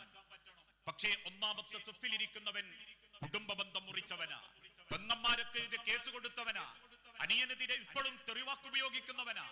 ചിലരൊക്കെ ഒരു വാശിക്ക് വേണ്ടിയിട്ട് പറയാറുണ്ട്, ഞാൻ മരിച്ചാ പോലും എന്റെ മയ്യത്തോനെ കാണിക്കരുത് എന്ന്. അത്ര വരെയാ ഇന്ന് പല കുടുംബത്തിലും. ഈ കൂട്ടത്തിലുള്ള എത്ര പേർക്ക് അഭിമാനത്തോടെ പറയാൻ പറ്റും, ഒരാളുടെയും മനസ്സ് ഞാൻ വേദനിപ്പിച്ചിട്ടില്ലാന്ന്, ഒരു ബന്ധത്തോട് ഞാൻ അനാദരവ് കാണിച്ചിട്ടില്ലാന്ന്, എന്നെ ചതിച്ചവർക്ക് പോലും ഞാൻ പുറത്തു കൊടുത്തതാന്ന്, എന്റെ രക്തബന്ധത്തോട് എന്റെ ജീവന്റെ പ്രാണന്റെ വാക്കുപോലെ ഞാൻ കൊണ്ടുനടന്നിട്ടുണ്ട് എന്ന് അഭിമാന ബോധത്തോടെ പടച്ച റബ്ബിന്റെ സുജൂദിൽ കിടക്കുമ്പം ചിന്തിക്കാനും പറയാനും സാധിക്കുമ്പോഴാ അവന്റെ നമസ്കാരത്തിന് വില, അവൻ ചെയ്യുന്ന ഇബാദത്തിന് വില. അതല്ലാതെ അള്ളാഹുവിനെയും നാട്ടുകാരെയും ബോധ്യപ്പെടുത്താൻ വേണ്ടി ഇബാദത്തുകളുടെ ഭംഗി മാത്രം പോരാ, ബന്ധങ്ങളെ ഏറ്റവും മനോഹരമായി കൊണ്ടു നടക്കണം. ഒന്ന് ഓർത്തു നോക്കൂ, റബീഉൽ അവ്വൽ 12-ന് അള്ളാന്റെ പ്രവാചകൻ സല്ലല്ലാഹു അലൈഹി വസല്ലമ വഫാത്താകുന്നത്. റബീഉൽ അവ്വൽ 12 ദിവസവും അള്ളാന്റെ ഹബീബ് സുക്കേടുകാരനാ. 12ാമത്തെ ദിവസം വഫാത്താകുന്നതിന്റെ 2 ദിവസങ്ങൾക്ക് മുൻപ് അള്ളാഹുവിന്റെ ഹബീബ നബി തങ്ങൾ മകളുടെ ഭർത്താവ് അലി ഇബ്നു അബീ ത്വാലിബിനോട് പറഞ്ഞു, അലി, എന്നെ ഒന്ന് മദീനത്തെ പള്ളിയിലേക്ക് കൊണ്ടുപോകണം. തളർന്നു പോയ അള്ളാന്റെ ഹബീബിന്റെ ഒരു കൈയെടുത്ത് അലി റളിയല്ലാഹു അൻഹു തോളിലിട്ടു, മറു കൈയെടുത്ത് കഅബ് ബിൻ മാലിക്കും തോളിലിട്ടു. 2 പേരും ഷോൾഡർ ഉപയോഗിച്ച് അള്ളാന്റെ ഹബീബിനെ അങ്ങോട്ട് പൊക്കിപ്പിടിച്ചു. മദീനത്തെ പള്ളിയിലേക്ക് ഇങ്ങനെ നടന്നു പോകുമ്പോ പിൻഭാഗത്തു നിന്നും ഉമ്മ ആയിഷ ബീവി, നമ്മളെ ഉമ്മ ആയിഷ ബീവി ഹൃദയം പൊട്ടി കരയാൻ തുടങ്ങി. കാരണം തളർന്നു പോയ അള്ളാന്റെ ഹബീബിന്റെ കാലുകൾ മണലിലൂടെ വലിച്ചേക്കേണ്ടി വന്നിരുന്നു. ഇത്രയും പ്രയാസപ്പെട്ട പ്രവാചകൻ സല്ലല്ലാഹു അലൈഹി വസല്ലമ എന്തിനാ മദീനത്തെ പള്ളിയിൽ പോയത് എന്നറിയാൻ വേണ്ടി ആയിരക്കണക്കിന് സ്വഹാബത്ത് മദീനത്തെ പള്ളിയിലേക്ക് ഇടിച്ചു കയറി. മിമ്പറിന്റെ 1ാമത്തെ പടിയിലിരുന്ന് തന്റെ സ്വഹാബത്തിനോട് അവസാനത്തെ ഉപദേശം കൊടുക്കുന്ന അള്ളാന്റെ അഷ്റഫുൽ ഹൽക്ക് തലകുനിച്ച് പെരടിയുടെ വെളുത്ത ഭാഗം സഹാബത്തിന് കാണുമാറ് കുനിച്ചു പിടിച്ച തല പെരടിയുടെ വെളുപ്പിലേക്ക് ചൂണ്ടിക്കാണിച്ചിട്ട് പറഞ്ഞു, അയ്യുഹന്നാസ്, ജനങ്ങളെ, മൻ കുൻത ജലബതു ലഹു ളുഹ്റൻ ഫഹാദാ ലഹരി, മൻ കുൻത ശതംതു ലഹു ഇർലൻ ഫഹാദാ ഇർലി. ഈ മുഹമ്മദിന്റെ വാക്കുകൊണ്ടോ മുഹമ്മദിന്റെ പെരുമാറ്റം കൊണ്ടോ നിങ്ങൾക്കാർക്കെങ്കിലും മനസ്സ് വേദനിച്ചിട്ടുണ്ടെങ്കിൽ, ആരുടെയെങ്കിലും ശരീരം നൊന്തിട്ടുണ്ടെങ്കിൽ, വേദനിച്ചിട്ടുണ്ടെങ്കിൽ, ഫഹാദാ ലഹരി, എന്റെ മുതുകിതാ, ഫൽയസ്തഗ്ദ് മിൻഹു, പ്രതികാരം ചെയ്യേണ്ടവർക്ക് മുഹമ്മദിന്റെ പെരടി നോക്കി തല്ലാമെന്ന് ഹൃദയം പൊട്ടി കണ്ണീരോടെ പൊരുത്തം വാങ്ങി മദീന പള്ളിയിൽ നിന്നും സ്വഹാബത്തിന്റെ തോളിൽ കയറി അവസാനം പടച്ച റബ്ബിന്റെ മണ്ണിലേക്ക് മടങ്ങിയ ഒരു പ്രവാചകന്റെ അനുയായികളാണ് നമ്മളെങ്കിൽ എന്തിനാ മനുഷ്യരെ വാശി, എന്തിനാ ഈ പക? ഉള്ളിലേക്ക് വലിക്കുന്ന ഓക്സിജനും പുറത്തേക്ക് തള്ളുന്ന കാർബൺ ഡൈ ഓക്സൈഡ് എന്ന 2 ശ്വാസം കൊണ്ട് മിടിക്കുന്ന ഒരു ഹൃദയത്തിന്റെ ബലത്തിൽ ജീവിക്കുന്നവർ, മണ്ണിലേക്ക് വെച്ചാൽ 24 മണിക്കൂർ കൊണ്ട് കുതിച്ചോടുന്ന രക്തത്തിന്റെ വെപ്രാളപ്പെട്ട പൊട്ടിത്തെറികൾ ചെവികളിലൂടെയും മൂക്കുകളിലേക്കും പുറത്തേക്ക് വരേണ്ടവർ, 48 മണിക്കൂർ കൊണ്ട് വയറ് വീർത്തു തുടങ്ങുന്നവർ, 68 മണിക്കൂർ കൊണ്ട് വയറ് ചീർത്തു പൊട്ടുന്നവർ, 88 മണിക്കൂർ കൊണ്ട് നഖങ്ങൾ പോലും ഈകിച്ചേർന്ന് അളിഞ്ഞില്ലാതാവുന്ന ഒരു മനുഷ്യ ശരീരമാണ് നമുക്ക് റബ്ബ് തന്നതെങ്കിൽ തിരിച്ചു പോകുന്ന അള്ളാഹുവിന്റെ മണ്ണിലേക്ക് ഏറ്റവും മനസമാധാനത്തോടെ മടങ്ങണമെങ്കിൽ റബ്ബ് തന്ന ബന്ധങ്ങളെ ഏറ്റവും മനോഹരമായി കൊണ്ടു നടക്കാൻ പറ്റണം. ഒരിക്കൽ അള്ളാഹുവിന്റെ പ്രവാചകന്റെ പ്രിയപ്പെട്ട മകൾ ഫാത്തിമ ബീവി അലിയാർ തങ്ങളുടെ മടിയിൽ ഇങ്ങനെ തലവെച്ച് കിടക്കുന്ന കൂട്ടത്തിൽ ഫാത്തിമ ബീവി ചോദിക്കുന്നുണ്ട്, അലി, ഞാൻ മരിച്ച അങ്ങൾ വേറെ കല്യാണം കഴിക്കുവോ? പെട്ടെന്ന് ആ ചോദ്യത്തിന് മുൻപിൽ അലി ഇബ്നു അബീ ത്വാലിബ് ഒന്ന് വെപ്രാളപ്പെട്ട് നിൽക്കുന്ന അലിയുടെ തോളത്ത് പതുക്കെങ്ങനെ കൈകൊണ്ട് അടിച്ച് അലിയുടെ കവിളത്തൊരു ഉമ്മ കൊടുത്തിട്ട് ഫാത്തിമ ബീവി പറയും, അലി, ഞാൻ മരിച്ചാൽ നിങ്ങൾ വേറെ കല്യാണം കഴിക്കണട്ടോ. ഞാൻ മരിച്ചാൽ നിങ്ങൾ കല്യാണം കഴിക്കേണ്ടത് ആരാന്നറിയോ അലി? എന്റെ മൂത്ത ജ്യേഷ്ഠത്തി സൈനബയുടെ മകൾ ഉമാമ റളിയല്ലാഹു അൻഹാനെ നിങ്ങൾ കല്യാണം കഴിക്കണം. അള്ളാഹുവിന്റെ പ്രവാചകന്റെ മൂത്ത മകൾ സൈനബ ബീവി, രണ്ടാമത്തത് റുഖിയ, മൂന്നാമത്തത് ഉമ്മു കുൽസും, നാലാമത്തത് ഫാത്തിമ റളിയല്ലാഹു അൻഹുമ. ഈ പ്രവാചകന്റെ പ്രിയപ്പെട്ട ഫാത്തിമ ബീവി പറയാ, അലി ഞാൻ മരിച്ചാൽ നിങ്ങൾ കല്യാണം കഴിക്കേണ്ടത് എന്റെ മൂത്ത ഏട്ടത്തി സൈനബയുടെ മകൾ ഉമാമയെ നിങ്ങൾ കല്യാണം കഴിക്കണം കേട്ടോ. അത്ഭുതത്തോടെ അലി റളിയല്ലാഹു അൻഹു ചോദിക്കും, എന്തിനു ഫാത്തിമ? എന്ത് ചോദ്യ വർത്താനാ ഫാത്തിമ? ഫാത്തിമ ബീവി പെട്ടെന്ന് അങ്ങ് കരയും. എന്നിട്ട് അടിയുടെ രണ്ട് കവിളുകളിലുമുള്ള താടി ഇങ്ങനെ കൈകൊണ്ട് ചകയുന്ന, അങ്ങനെ തന്നെയാ ചരിത്രത്തിലുള്ള പരന്നു കിടക്കുന്ന അലിയുടെ താടി രണ്ട് കൈകൊണ്ട് ഇങ്ങനെ പതുക്കെ ചകഞ്ഞിട്ട് ഫാത്തിമ ബീവി പറയും, അലി ഞാൻ മരിച്ചാലും നിങ്ങൾ എന്റെ കുടുംബത്തിൽ ഉണ്ടാവണം അലി. നിങ്ങൾ വേറൊരു കുടുംബത്തിൽ പോയി കെട്ടല്ലേ അലി? അങ്ങനെ കല്യാണം കഴിച്ചാൽ നിങ്ങൾ ആ കുടുംബത്തിലേക്കായി പോകും. അതുണ്ടാവരുത് അലി. കാരണം നിങ്ങൾ കുടുംബം ചേർക്കുന്നവനാ, നിങ്ങൾ മക്കൾക്കൊരു നല്ല വാപ്പയാ, നിങ്ങൾക്ക് ഭാര്യക്ക് നല്ലൊരു ഭർത്താവാ, നിങ്ങളൊരു നല്ല മനുഷ്യനാ അലി. ആ മനുഷ്യനായ നിങ്ങൾ ഒരിക്കലും മറ്റൊരു കുടുംബത്തിലേക്കായി പോകരുത് എന്ന് വിചാരിച്ചിട്ടാട്ടോ അലി ഞാൻ ഇല്ലാണ്ടായാലും എന്റെ കുടുംബത്തിൽ നിങ്ങൾ ഉണ്ടാവണട്ടോ അലി. ദിവസങ്ങൾക്ക് ശേഷം ഫാത്തിമ ബീവി മരണപ്പെട്ടപ്പോ അലിയാര് തങ്ങൾ പിന്നീട് കല്യാണം കഴിക്കുന്നത് ഇതേ ഉമാമ റളിയല്ലാഹു അൻഹാനെ തന്നെയാണ്. ഞാൻ ഈ ചരിത്രം നിങ്ങളെ മുൻപിൽ അവതരിപ്പിച്ചത് എന്തിനാണെന്നറിയോ? ഈ ഉദ്ഘാടന സെഷൻ ഒക്കെ കഴിഞ്ഞ് ഖുർആൻ ക്ലാസും കേട്ട് രാത്രി വീട്ടിലേക്ക് പോയിട്ട് സമയം കിട്ടുകയാണെങ്കിൽ പെണ്ണുങ്ങളെ മടിയിൽ ഒന്നെങ്കിൽ നിങ്ങളെ മടിയിൽ പെണ്ണുങ്ങളെ ഒന്ന് കിടക്കണം. എന്നിട്ട് ഭാര്യ നമ്മളോട് ചോദിക്കുക, അല്ലക്ക ഞാൻ മരിച്ച നിങ്ങൾ വേറെ കെട്ടുവോ? എന്തെങ്കിലുമൊക്കെ മുക്കിമൂളി പറയുന്നതിന്റെ ഇടക്കോളൻ നമ്മളോട് പറയും, നിങ്ങൾ കെട്ടിക്കോളിട്ടോ, എന്റെ കുടുംബത്തിൽ നിന്ന് ഇനി മേലാ കെട്ടണ്ട, ഞാൻ തന്നെ എങ്ങനെയോ സഹിച്ചതാപ്പങ്ങളെ. ഇനി അഥവാ ഓളെ ഒരു സമാധാനത്തിന് കെട്ടാന്നൊക്കെ സമ്മതിച്ചാൽ ഉള്ളിൽ എന്തായിരിക്കും? എന്റെ കുടുംബത്തിൽ നിന്നോ കെട്ടി കുടുങ്ങിയതാ ഞാൻ, ഇനിയും ഇപ്പൊ എന്റെ കുടുംബത്തിൽ നിന്ന് കെട്ടുക എന്ന് പറഞ്ഞാ സുബ്ഹാനല്ലാഹ്. ഒരു മനുഷ്യന്റെ ഇൻഡിവിജ്വൽ ജെന്റിൽ അവന്റെ ഈമാൻ, അവന്റെ വിശ്വാസം, അവന്റെ ക്വാളിറ്റി, അത് ഈ കറുത്ത തഴമ്പും ഈ നമസ്കാരത്തിന്റെ ക്വാളിറ്റിയും അല്ല, അവന്റെ കുടുംബത്തെ അവൻ കൊണ്ടു നടക്കുന്ന പവിത്രതയാ, ഓരോരുത്തർക്കും കൊടുക്കേണ്ട പദവിയാ, ബഹുമാനമാ, ആദരവാ. അതുകൊണ്ട് തന്നെയാണ് വിശുദ്ധ ഖുർആനിലൂടെ അള്ളാഹുവിന്റെ പ്രവാചകൻ സല്ലല്ലാഹു അലൈഹി വസല്ലമ ഖുർആനിന്റെ അധ്യാപനത്തിൽ ബോധ്യപ്പെടുത്തി തന്നതും ലാ യദ്ഖുലുൽ ജന്ന, അള്ളാഹുവിന്റെ സ്വർഗത്തിൽ പ്രവേശിക്കില്ല. ഒരു താക്കീദിന്റെ സ്വരത്തിൽ ആര്? കുടുംബ ബന്ധം മുറിച്ചവർ. പലപ്പോഴും ചില മയ്യത്തുസ്കാരത്തിനൊക്കെ ഈ അടുത്ത കുറച്ച് ദിവസങ്ങൾക്ക് മുൻപ് കോഴിക്കോട് ജില്ലയിൽ ഒരു മയ്യത്തുസ്കാരത്ത് പങ്കെടുത്ത് മുൻഭാഗത്തുനിന്ന് മയ്യത്ത് ഇങ്ങനെ ഓരോരുത്തർ തോളിലെടുത്ത് കൊണ്ടുപോകാൻ നേരത്ത് ബാക്കിൽ രണ്ട് കാരണവന്മാര് പറയുന്നത് കേട്ടിട്ടുണ്ട്. അവസാനം പോകുന്ന പോക്ക് കണ്ടോ? എന്തേത്താപ്പ കൊണ്ടുപോയത്? 3 വെള്ളത്തുണി. എന്തൊക്കെയാ ഈ ആയുസിന്റെ ഇടക്ക് കാണിച്ചു കൂട്ടി? പെങ്ങളെ റോട്ടിലിട്ട് തച്ചു, അനിയനെതിരെപ്പോഴും കേസുണ്ട്, വാരിപ്പിടിച്ചതാ ദുനിയാവൊട്ടാകെ. അവസാനം മയ്യത്ത് നിസ്കരിക്കാൻ വന്നവര് പോലും കുടുംബത്തിൽ എങ്ങനെ വരാതിരിക്കും എന്ന് വിചാരിച്ചു വന്ന് ആർക്കോ വേണ്ടി ഒരു മയ്യത്തുസ്കാരം നടത്തി കബറും പുറത്തേക്ക് പോലും ഒന്ന് യാത്രയാക്കാൻ വരാത്തൊരു മരണമാണ് എന്റെയും നിങ്ങളുടേതുമെങ്കിൽ പടച്ചോന്റെ മണ്ണിന്റെ അടിയിൽ അള്ളാഹു ഒരു സമാധാനം എനിക്ക് നിങ്ങൾക്ക് തരൂല. മയ്യത്തുസ്കാരത്തിന് ആളെ കൂട്ടുന്നതല്ല പുണ്യം. വന്ന് നിസ്കരിക്കുന്നവര് മനസ്സറിഞ്ഞിട്ട് പറയണം, നല്ലൊരു കുടുംബക്കാരനായിരുന്നു റബ്ബേ, നല്ലൊരു വാപ്പയായിരുന്നു റബ്ബേ, നല്ലൊരു ആങ്ങളയായിരുന്നു റബ്ബേ, നല്ലൊരു പെങ്ങളായിരുന്നു റബ്ബേ, നല്ലൊരു ബന്ധുവായിരുന്നു റബ്ബേ. അതുകൊണ്ട് നാദാ അല്ലാഹുമ്മ ഇഗ്ഫിർ ലഹു വർഹംഹു വഫീഹി വഅഫു അൻഹു വഅക്രിം നുസുലഹു എന്ന് ഹൃദയം തുറന്ന് പ്രാർത്ഥിക്കുന്ന 40 പേര് നമ്മളെ പിന്നിലുണ്ടെങ്കിൽ ദഖലൽ ജന്ന, അവനെ സ്വർഗത്തിലെത്തിക്കാൻ പടച്ചവൻ എല്ലാ സഹായവും ചെയ്യുന്ന എത്ര പേര് നമ്മൾക്കുണ്ടാവും എന്ന് നമ്മൾ ചിന്തിക്കണം. ആ ബന്ധങ്ങളിൽ അള്ളാഹു ഏറെ ഇഷ്ടപ്പെട്ട ബന്ധങ്ങളായിരുന്നു മാതാപിതാക്കളോട് കാണിക്കേണ്ട ബന്ധം. ഒരു കാലഘട്ടത്തിൽ കേരളത്തിലുള്ള ഇസ്ലാഹി പ്രസ്ഥാനക്കാരോട് കേരളത്തിലുള്ള പലരും ആവശ്യപ്പെട്ടത് രക്ഷിതാക്കൾ മരിച്ചുപോയ മക്കൾക്ക് വേണ്ടി യത്തീംഖാനകൾ തുടങ്ങാനായിരുന്നു. 1940കളിലും 60കളിലും കോളറയും മാപ്പിള കലാപവും പിടിപെട്ട് കേരളത്തിലെ മുക്കമൂലകളിൽ മലബാറിൽ ആയിരക്കണക്കിന് രക്ഷിതാക്കൾ അപ്രതീക്ഷിത മരണത്തിന് കീഴടങ്ങിയപ്പോ പാവപ്പെട്ട യത്തീം മക്കൾക്ക് വേണ്ടി കേരളത്തിന്റെ മുക്കമൂലകളിലേക്ക് യത്തീംഖാനകൾ പൊന്തി. നിരവധി യത്തീം മക്കൾ സുഭിക്ഷമായി ഭക്ഷണം കഴിച്ചു, വിദ്യാഭ്യാസം നേടി. ഇന്ന് സമൂഹത്തിന്റെ വിളക്കുകളായി ഇന്നും യത്തീംഖാനകൾ നിറഞ്ഞു നിൽക്കുമ്പോ ഇന്ന് കേരളത്തിലെ സർവ്വ ഇസ്ലാഹി പ്രസ്ഥാനത്തിന്റെ ഓഫീസുകളിലേക്കും വരുന്ന 1000 കത്തുകളിൽ 60% കത്തിലും ഒരു ഉള്ളടക്കമേയുള്ളൂ. എന്താ?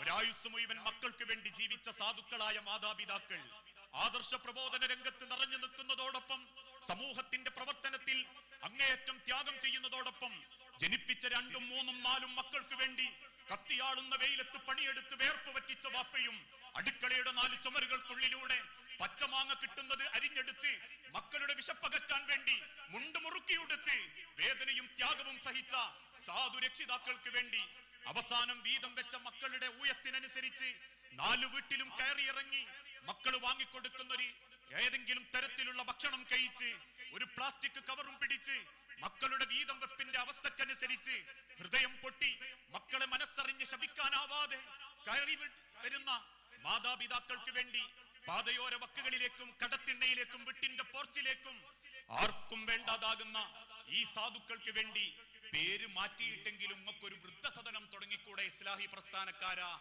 എന്നാപ്പ ചോദ്യം. അത്രയേറെ കുടുംബത്തിൽ സാധുക്കൾ അവഗണിക്കപ്പെടാൻ തുടങ്ങി. ഒന്ന് ചിന്തിച്ചു നോക്കൂ. തൊട്ടു മുൻപ് നമസ്കരിച്ച മഗ്‌രിബ് നമസ്കാരത്തിന് ശേഷം നെഞ്ചത്ത് കൈവച്ചിട്ട് പറയാൻ പറ്റോ ഞാൻ എന്റെ വാപ്പാക്കും ഉമ്മാക്കും സമാധാനേ കൊടുത്തിട്ടുള്ളൂന്ന്, ഞാൻ എന്റെ അമ്മനെയും വാപ്പനെയും ഏറ്റവും മനോഹരമായിട്ടാ പരിഗണിച്ചത്, ആരെനിക്ക് വില തന്നിട്ടില്ലെങ്കിലും ആരൊക്കെ എന്റെ കൂടെ നിന്നിട്ടില്ലെങ്കിലും എന്റെ മാതാപിതാക്കൾ എന്നെ തൊട്ട് തൃപ്തനാണെന്ന് നിങ്ങൾക്ക് പറയാൻ സാധിക്കുന്ന അമ്മേ, അള്ളാന്റെ തൃപ്തി നിങ്ങൾക്ക് കിട്ടൂ.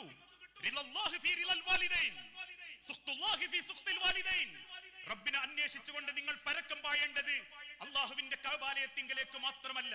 റബ്ബിന്റെ തൃപ്തി തേടി നിങ്ങൾ പരക്കം പായേണ്ടത് അള്ളാഹുവിന്റെ ഭവനത്തിലേക്ക് മാത്രമല്ല. റബ്ബിന്റെ തൃപ്തിക്ക് വേണ്ടി 1000ങ്ങളും 10,000ങ്ങളും വാരിക്കോരി കൊടുക്കുന്നതിന്റെ അപ്പുറം ഒരു പുഞ്ചിരിക്ക് വേണ്ടി കാത്തു നിൽക്കുന്ന നിന്റെ പെറ്റുമ്മയുണ്ടെങ്കിൽ ലോകത്തിന്ന് വരെ ഒരു ശാസ്ത്രകാരന്മാർക്കും ഒരു ഡോക്ടേഴ്സിനും മാറ്റാനും തിരുത്താനും സാധിക്കാത്ത നിന്റെ പൊക്കിൾ കൊടി നിന്റെ വയറ്റത്തുണ്ടെങ്കിൽ ഒന്നോർത്തു നോക്കു മക്കളെ.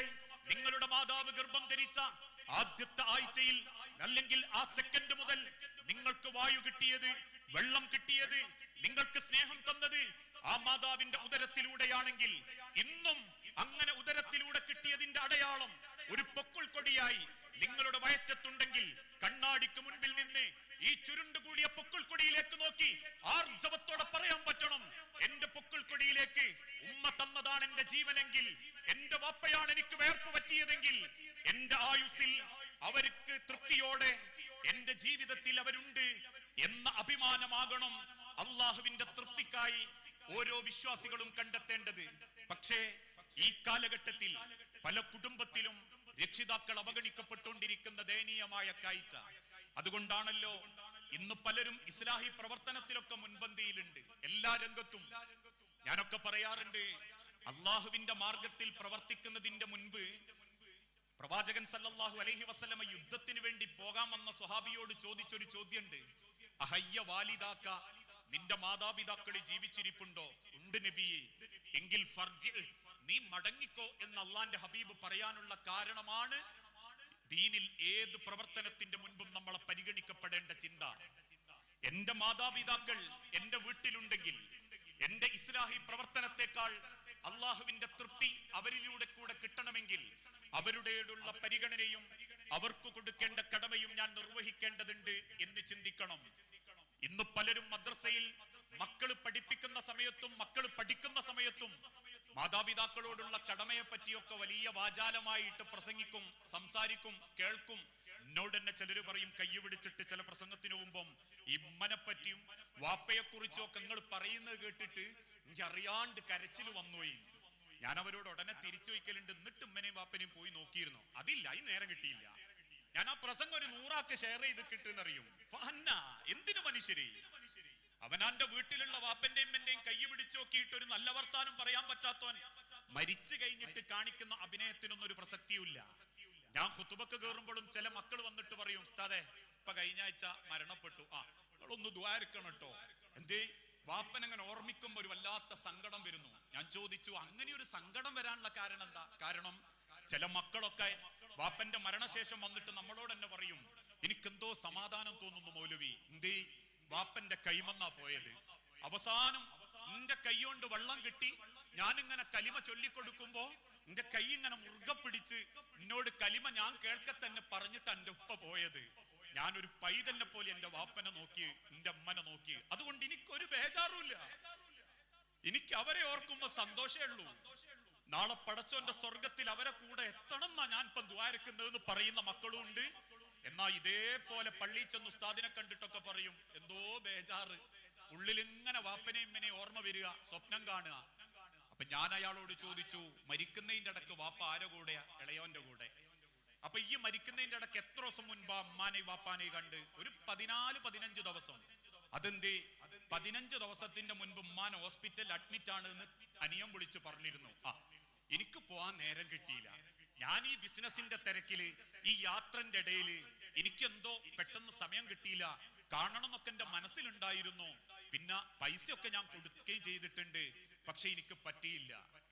അങ്ങനെ ഒരു പറ്റാത്തൊരു മക്കളാണെങ്കിൽ പടച്ചോൻ തരുന്ന ആദ്യത്തെ ഒരു വേദന തന്നെയാണ് അത്. നമ്മളെ കൽബിന്ന് പോവില്ല. അത് പടച്ചോൻ തരുന്ന ആദ്യത്തെ ഒരു തീരുമാനവുക. സ്വന്തം വാപ്പനെയും ആയുസ്സിൽ 14 ദിവസം നാട്ടിലുണ്ടായിട്ടും പോയി കാണാൻ പറ്റാത്തവനും, ദുനിയാവിന്റെ തിരക്ക് പറഞ്ഞ് പരക്കം പാഴുന്നവനും പടച്ചോൻ തരുന്ന ആദ്യത്തെ തീരുമാനം തന്നെയാത്.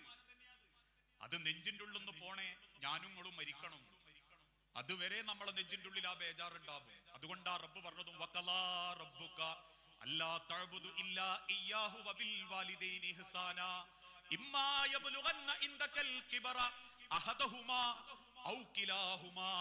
മനുഷ്യരെ ഏറ്റവും വലിയ ഏകാന്തത എന്താണെന്നറിയാം നിങ്ങൾക്ക്? ഏറ്റവും വലിയ വേദന അവഗണിക്കപ്പെടുന്നു എന്നുള്ള തോന്നലാണ്. ഒരു കല്യാണപ്പുരയിലേക്ക് കയറി ചെല്ലുമ്പോ കല്യാണം ക്ഷണിച്ച വ്യക്തി വീട്ടിന്റെ മുറ്റത്തുണ്ടായിട്ടും നമ്മൾ കയറി വരുന്ന സമയത്ത് പെട്ടെന്നോ മുഖം അങ്ങോട്ട് മാറ്റി ബാക്കിയുള്ളവരെ നേരെ തിരിയുമ്പോ പിന്നെ അഭിമാനണ്ട് അവിടെ ഇരിക്കുവോ? നമ്മൾ എത്ര വെപ്രാളപ്പെടും, സങ്കടപ്പെടും. ഒരായുസ്സിൽ 10, 28, 30 കൊല്ലം ഈ നീയാവുന്നത് വരെ നിനക്ക് വേണ്ടി ജീവിച്ച് പ്രാണൻ വെടിഞ്ഞ് പ്രാർത്ഥിച്ച് നിന്നെ പരിപാലിച്ചൊരു വാപ്പയുമ്മയും നല്ലൊരു വാക്ക് കേൾക്കാൻ കൊതിച്ച് നിന്നെ പ്രതീക്ഷിക്കുമ്പോ, 4ഉം 5ഉം മക്കളിൽ നിന്ന് അത് കിട്ടുമെന്ന് പ്രതീക്ഷിക്കുമ്പോ അതൊരു മക്കളിൽ നിന്ന് പോലും കിട്ടാത്തൊരു മാനസികാവസ്ഥയിലേക്ക് അവരെത്തുന്നതിനാണ് ഏകാന്തത, വേദന എന്ന് പറയുന്നത്. അവിടങ്ങളൊന്നും ചെയ്യേണ്ട, ഒരു നല്ല വാക്ക്, ഒരു നല്ല വർത്താനം, ഒരു ദിവസം ലീവ് എടുത്തിട്ട് അതിനെ കൊണ്ട് എന്ത് കോടികൾ നഷ്ടമുണ്ടായാലും ശരി, എനിക്കതൊരു പ്രശ്നമല്ല. ഹാഫ് ഡേ ലീവ്, അന്നത്തെ പണി ഒഴിവാക്കിയിട്ട് ഉമ്മ നമുക്കൊന്ന് മഞ്ചേരി ഹോസ്പിറ്റലിൽ കാണിക്കാം, ഒന്ന് പെരിന്തൽമണ്ണ വരെ പോയി വരാം, മതി. ആയുസ്സിൽ രക്ഷിതാക്കളെ മനസ്സ് തണുക്കാൻ അത് മതി. മക്കളോട് പറയണമെന്ന് പേടിക്കുന്ന ഒരു ഉമ്മയും വാപ്പയും ആ വീട്ടിലുള്ളതെങ്കിൽ പിന്നങ്ങൾ ആ വീട്ടിൽ എത്ര ഭംഗിയിൽ പടച്ചോനെ സ്നേഹിച്ച് ജീവിച്ചിട്ടും കാര്യമല്ല. ഞാൻ എന്റെ മക്കളോട് എങ്ങനെ പറയും റബ്ബേ? ഓൻ ചാടും, ഓള് ചാടും, ഓളെന്താ ഉണ്ടാക്കി പറഞ്ഞു കൊടുക്കും, ഓൻ എന്തെങ്കിലും കേട്ടാ അപ്പ ചീത്ത പറയും. ഒന്ന് നീട്ടി തുപ്പാൻ പോലും അവകാശമില്ലാത്ത രക്ഷിതാക്കളുണ്ട്. ചെറുപ്പത്തിൽ എന്നെ എടുത്ത് പൊക്കുന്ന സമയത്ത് എന്റെ വായിൽ നൊലിക്കുന്ന നിന്റെ തുപ്പലിനെ തേനായി കണ്ട വാപ്പയെ വീട്ടിൽ നിന്ന് നീട്ടി തുപ്പിയിട്ട് എത്താത്തതിന്റെ പേരിൽ വാപ്പാനെ കൊണ്ട് തുടപ്പിക്കുന്ന മക്കളുടെ കാലഘട്ടമാകാൻ മുന്നിൽ. ആഴ്ചക്കിറങ്ങുന്ന സിനിമയ്ക്ക് വേണ്ടി കുടുംബത്തെയും കൂട്ടി പരക്കം പാഴുമ്പോ കരിച്ചതും പൊരിച്ചതും പൊട്ടിത്തെറിച്ചതും അമേരിക്കയും ചൈനീസും തുർക്കിഷും ലബനാനിന്റെയും കുയിലിട്ട് വാട്ടിയതും ആർത്തുല്ലസിച്ച് വാങ്ങിത്തുന്ന സമയത്ത് നിനക്ക് ഭക്ഷണം കിട്ടാൻ വേണ്ടി തോളിലെടുത്ത് കല്യാണപ്പുരയിൽ ക്യൂ നിന്ന് മക്കൾക്ക് വേണ്ടി ഭക്ഷണം വാരിക്കൊടുത്തതിന് ശേഷം മാത്രം കിട്ടിയാത്തുന്ന ഒരു കാലം നിന്റെ മാതാപിതാക്കൾക്ക് ഉണ്ടായിരുന്നു.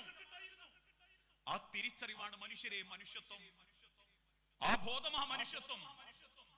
ആ തിരിച്ചറിവാണ് മനുഷ്യൻ ദൈവീക തൃപ്തി കിട്ടിയവനാണെന്നുള്ള ബോധ്യത്തിലേക്ക് എത്തുന്നത്. ഇതൊക്കെ പറയുമ്പോഴും ഞാൻ രക്ഷിതാക്കളോട് പറയുന്ന മറ്റൊരു സത്യം, നമുക്കത് ആഗ്രഹമുണ്ടെങ്കിൽ, മക്കളിൽ നിന്ന് നമ്മളത് പ്രതീക്ഷിക്കുന്നുണ്ടെങ്കിൽ, നമ്മളെ മക്കളോട് നമ്മൾ ആ നീതിയോടെ പെരുമാറണം.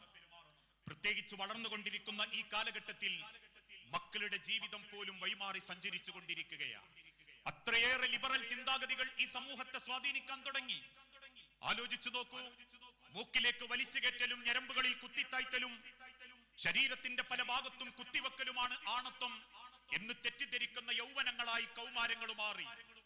ലഹരിയുടെയും അതിനേക്കാളേറെ മൃഗീയമായ രീതിയിൽ സമൂഹത്തിന്റെ ഇടയിൽ വയലൻസ് മാത്രം ഇഷ്ടപ്പെടുന്ന അവസ്ഥയിലേക്ക് ഇന്നത്തെ തലമുറയിലെ മക്കളെ കൊണ്ടുപോകാൻ ലിബറലുകൾക്ക് സാധിച്ചു എന്നതിന്റെ തെളിവാണ് തൊട്ടപ്പുറത്തുള്ള അങ്ങാടിയിൽ, ഇതേ മലപ്പുറം ജില്ലയിലെ അങ്ങാടിയിൽ ഒരു സ്ഥാപനം ഉദ്ഘാടനം ചെയ്യാൻ വന്ന ഒരു ചെറുപ്പക്കാരന്റെ ക്വാളിറ്റി ഇന്ത്യൻ മിസൈലുകൾ ബഹിരാകാശത്തേക്ക് നിക്ഷേപിച്ചവനായിട്ടോ അതല്ലെങ്കിൽ ഇന്ത്യക്ക് വേണ്ടി പരമോന്നത ബഹുമതികൾ നേടുന്ന ഏതെങ്കിലും കണ്ടുപിടുത്തം നടത്തിയതിന്റെ പേരിലോ അല്ലായിരുന്നു.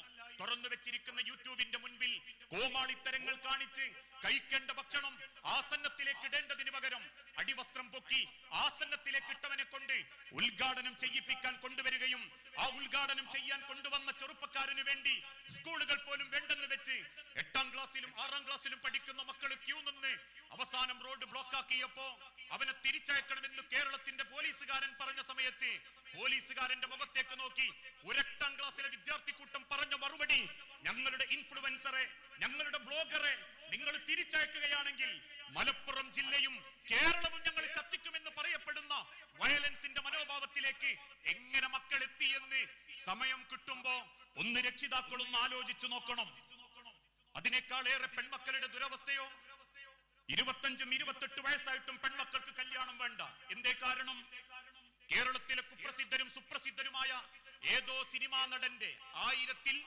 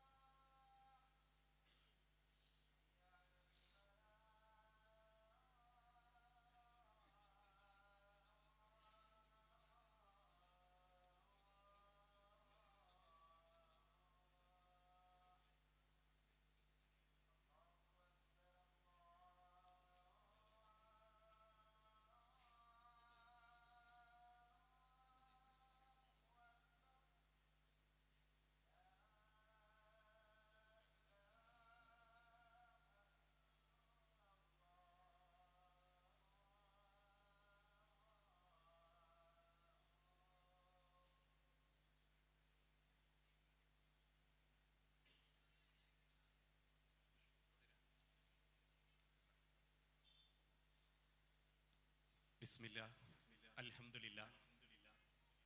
പ്രിയപ്പെട്ടവരെ, ഞാൻ സൂചിപ്പിച്ചു വന്നത് നമ്മൾ ചിന്തിച്ചെടുക്കുന്നതിനേക്കാൾ അപ്പുറത്തേക്ക് നമ്മുടെ മക്കളെ ലിബറലുകൾ സ്വാധീനിച്ചു കൊണ്ടിരിക്കുകയാണ്.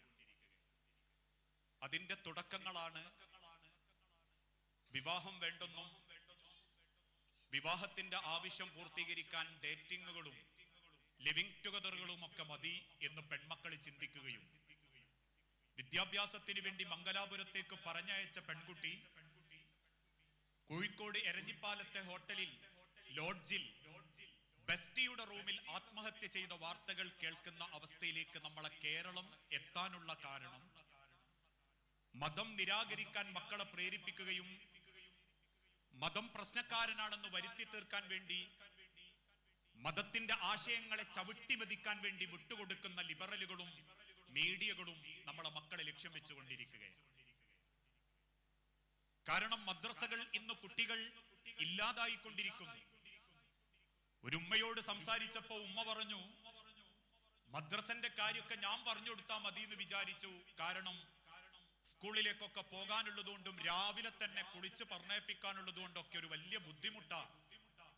അതുകൊണ്ട് ശനിയും ഞായറിലേക്കും മാറ്റി. ശനിയും ഞായറും കല്യാണവുമായിട്ട് പോയി.